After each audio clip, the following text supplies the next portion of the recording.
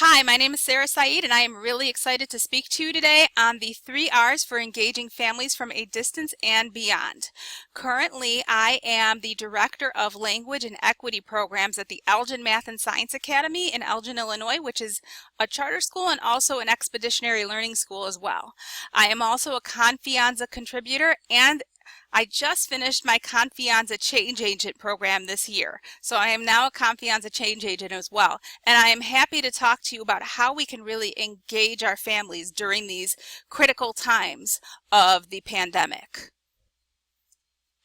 So today's presentation will first talk about the why behind the importance of multilingual learner-family engagement.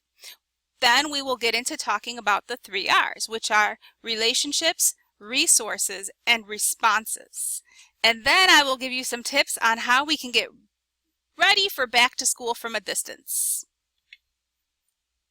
So first, I'm just going to move so you can see my pretty graphic, we are going to talk about how family engagement is not a side activity, but it really does need to be woven into the structure of learning. So a little bit about my background. I have been working with multilingual families and students for about over 16 years. And, one of the things I've learned is that it is critical for us specialists to really focus on building the relationship with the family. Families see us as ambassadors to the school. Sometimes our families, our multilingual learner families come from many different backgrounds. And sometimes they are families who have been in the United States for a while, and they might be first or second generation families of their language group. But then sometimes, we do have families that are new immigrants to this country, and they do need our support in learning how to navigate a system. And now we even have more challenges with some of us being remote because, we are in this pandemic and it isn't safe to have kids in our building, or in other states we might be hybrid or we might be in person, but there's still more that families have to learn about navigating our system. So what I like to say is family engagement is not a side activity. It needs to be woven into the structure of learning. And so there are multiple blogs I've written about that on the Confianza site if you really want to go into more detail about that. But one thing I like to say is family engagement is not just for multilingual learners, is not just a multicultural potluck. It's not just something you check. Once a year we had this celebration and it was diverse, yay.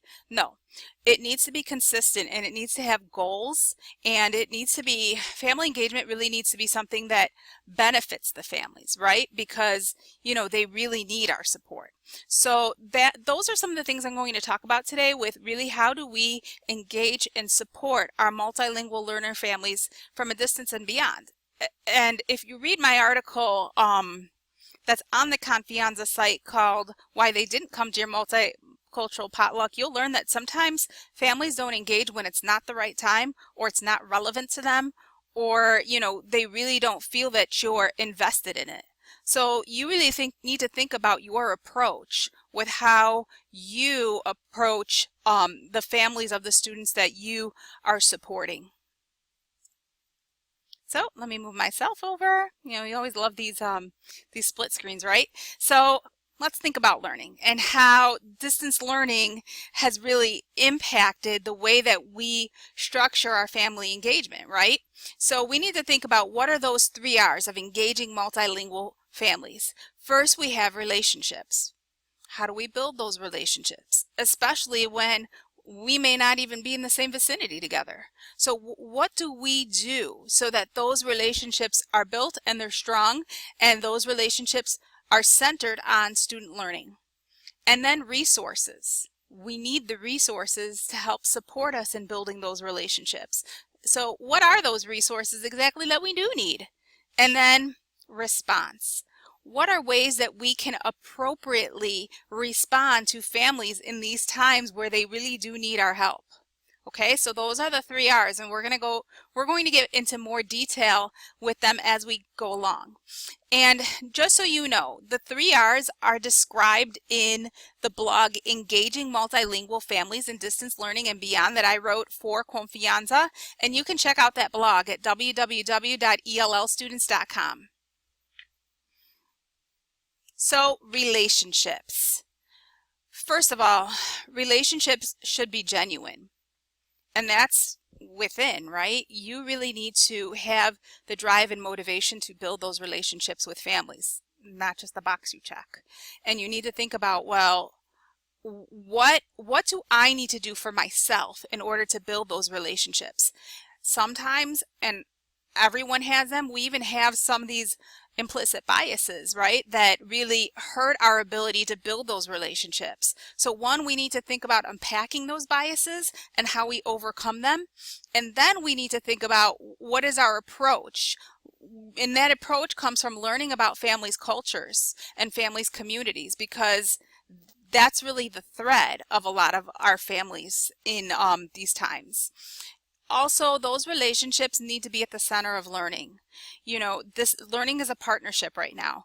We have become our family's instructional coaches. And so with that, what are we doing to support the learning in order to build that relationship? And then also, we really need to think about how we engage through multiple channels. So, years ago, there were teachers who would feel like their parents weren't invested because they weren't responding to letters that were being sent in folders and from backpacks, right? So when you think about it this way, if you've worked a 13, 14-hour shift and you're exhausted, you may not have time to check that backpack in a timely manner. So that's where things like text messages and talking points and Seesaw come really to be able to help you build those multiple channels. So you need to think about what channels work. And when you're thinking about that, the best way to do that is ask the families themselves. So really creating Google Form surveys that you can send out, especially in these times, that where families can tell you what their work hours are. Some of our students may be remote, but they may not be with their parents as they are completing their remote learning. They may be with caregivers, and it's important for you to know who the caregivers are. What language do the caregivers speak? What capabilities do the caregivers have in order to support learning as the child is completing their remote learning? And then also, these relationships, they really take time to build. Sometimes a parent may not be able to respond to you right away. So you really need to be persistent in how you engage parents. Also, you need to build trust. And building trust means that openness, that communication, that not making promises that you can't keep, even though we want to make those promises, that listening and understanding. And it may take months, even a year or two, for you to develop those relationships. Resources. So in order to build these relationships, we also need the resources to support our being able to engage families, because that's what's going to help us foster those relationships. And those relationships and resources will be the gateway to instructional equity when you are supporting parents and families. And then also the people. You need the people that will help you form those relationships. And sometimes those people are people that speak the native language. This year was probably the year that I did the most translation for families, especially written translation, right?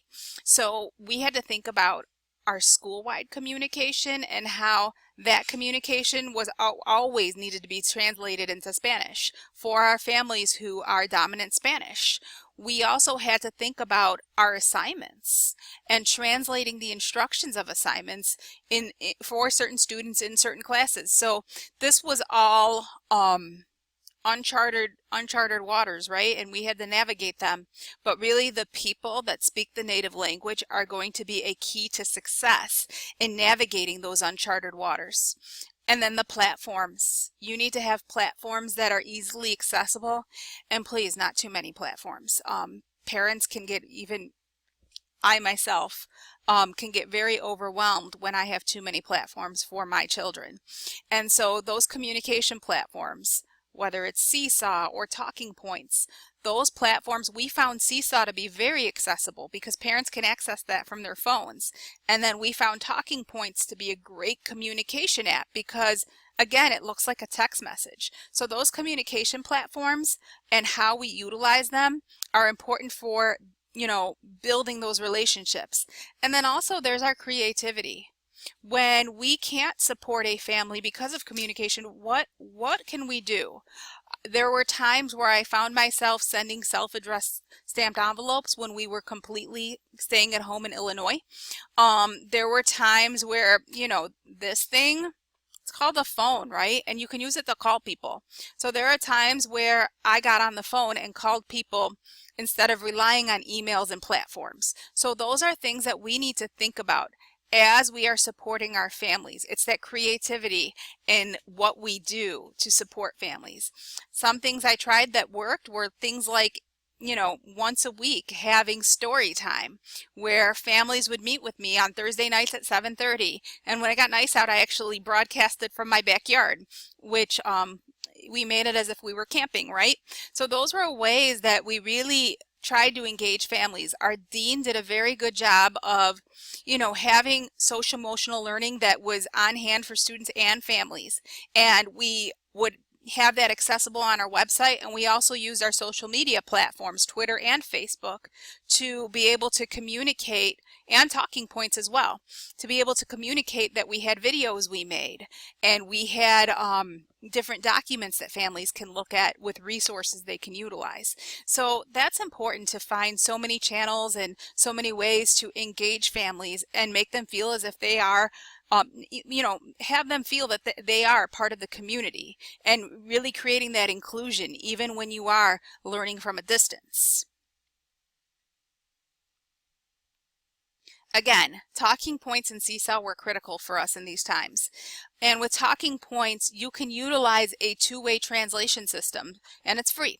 So you could actually send a mass text, and with the information that you input into their system, you could have a parent that speaks Swahili and a parent that speaks Spanish, and they can get the same message in their native language, and then they can respond to you in their native language, but you get that translation in English. So it really does create, I felt like that app alone has created a bond for the families that I serve and myself. So it's really something that both parties we rely on.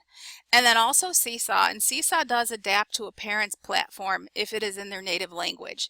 And parents just found it so easy to access on their phones. And with the home code, you have more privacy now. And so with that, we were able to utilize that platform with ease. We utilized it so much that we actually now got the school-wide platform because we saw how beneficial it was. And in our parent surveys at the end of the year, they felt like that was accessible as well.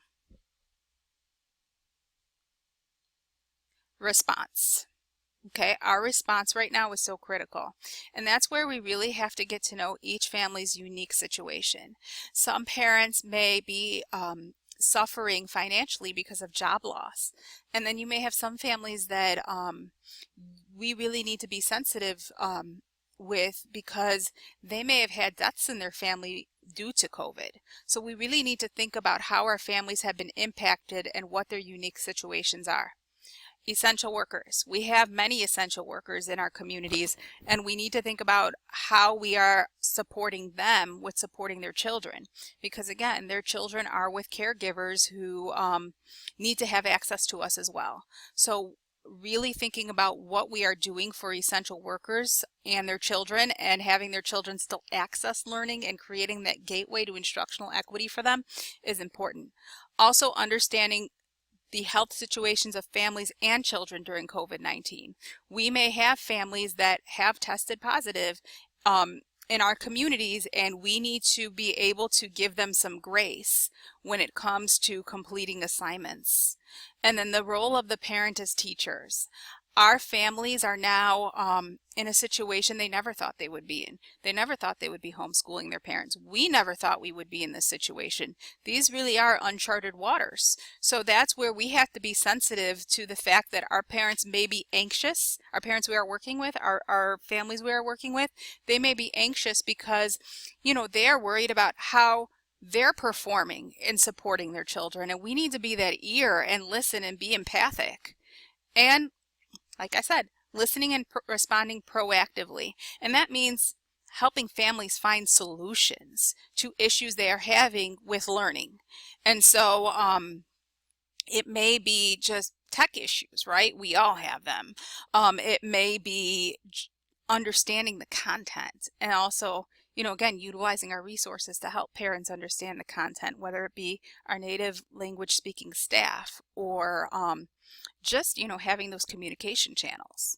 That's where we really need to think about how that is and how timely our response is. We need to respond at least within 24 hours when a parent does need support, because then the relationship, if we're, lagging on that response, the relationship is going to fall apart because they're not going to trust you. So really thinking about, how to manage your communication with all families so that you can respond in a timely manner is critical right now. So I wanted to have let me move myself around a little bit so that you can see everything, some back to school tips for the year. So first I want to start off with remote school. So it looks like across the country we have 3 different structures going on. We have remote learning where kids are going to be learning from home. We have hybrid structures where part of the week they're learning from school and part of the week they're learning from home. And then we have structures where your students are completely in school. And so thinking about how we manage that communication with those 3 structures. One of the things I would say is if you're in a situation where you are remote, I think it is critical to provide your families with video introductions before school starts. And I know some schools will probably do Zoom back to school nights and Google Meets back to school nights and conferences. But I also think that you should just try to send a fun, engaging video for your families that you support to be able to get to know you. Also calling every family and introducing yourself. So, you might be giving out Seesaw, home codes, and, all these, and then also sending talking points messages. But that's not going to be enough right away. Like, you have to actually call and say, hey, I sent you that Seesaw invite. How can I support you in accessing Seesaw? Or how can I support you in accessing talking points? And then utilizing them utilizing those platforms as soon as you can is critical. Not waiting a week or a month. Also using Seesaw for daily SEL checks in with students and parents. We had a couple teachers that really did that towards the end of the school year with the pandemic when it started in March, and they felt like they were able to still try to pull in the community of their classroom and their families and support them. I would ask families to use Seesaw or even Flipgrid to create an All About Me video where you are learning about students and their families and their home structures so that you know how to support them. And, try to have fun remotely with family trivia games, or even like I did, the story times. Like, really try to make families feel welcomed, and then be available for questions. Like I said, you're going to get a lot of questions at the beginning of the year. You always do anyway, right? When we don't have a pandemic. Now you're going to get even more, and you need to be available for those questions, and then be understanding that it's been a tough spring and summer for some. So in the responses, in how we're understanding parent needs, we need to be empathic. And then our back to school tips for the hybrid settings. So of course, you need to treat some aspect of this as you would remote learning. So utilize those remote learning tips that I just gave you. Try to have as much guided instruction on in-person days. Our teams that are utilizing Google Classroom, they felt like they wanted to utilize Google Classroom for writing. And they felt like it was more accessible while they were in the building with students, and they can work with students on writing. But they're going to utilize Seesaw for everything else while they're at home. So really thinking about how to manage those platforms, what's in school, what's at home, and then also really giving that guided instruction on in-person days. And then assuring kids and families have all they need before the remote learning days. So if you know that your students are going to be remote after 2 days, they're going to be in the school, then they're going to be remote, then make sure that they are taking home things they need. Some students may need to take food home for certain days because they may need access to that. Some students may need to take certain handouts you have or certain certain manipulatives home in order to complete their work. So just double checking and triple checking that they have everything before they're gone for those 2 or 3 days. Have an asynchronous check-in and reflection activities on remote learning days. I think because they're at home, remote learning days might be good days for them to process what they learned in guided instruction, and really having the kids work with their families on reflecting about that and just checking in.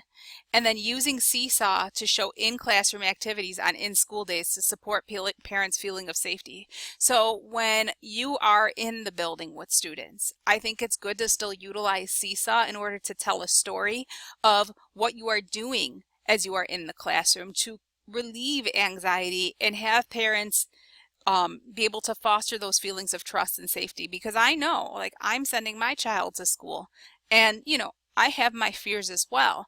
And if the teacher is in communication with me, I'm going to feel better about the situation. And be available for questions. Again, be available, be present, be available. And understand it's been a tough spring and summer for some.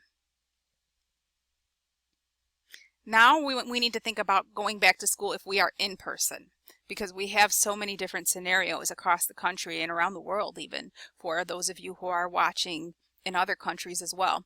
Have a Zoom Q&A session with parents about in-person procedures. So, create a Zoom link and send it to everybody and just have a conversation with them about how you are running your classroom. Show parents what your classroom looks like ahead of time via Seesaw, talking points, or social media. Letting them see that physical space, if they cannot go there, is going to really create a feeling of safety. Clearly communicate all safety measures to parents, and this needs to be done in English and in the native language. It's important to still continue to utilize the native language for all of this. And then again, use Seesaw activities to show what is happening in the classroom day by day. At least try to have a Seesaw post every day to support parents' feelings of safety. And again, be available for questions. That's something I'm going to keep saying throughout this presentation. Be present, be present, be present. Your families need you to. This is a partnership. And then understand it's been a tough spring and summer. Be empathic. Don't make assumptions, because we don't know what our families have dealt with unless they tell us. So, your turn. Let me move myself around so that you can see this. So, here's what I want you to do. And for those of you who have seen my presentations before, I love Twitter. So it's your turn. So what I'm going to ask you now is, what are you doing? So what ideas do you have? What are you doing, or what could you do to respond to families' needs right now?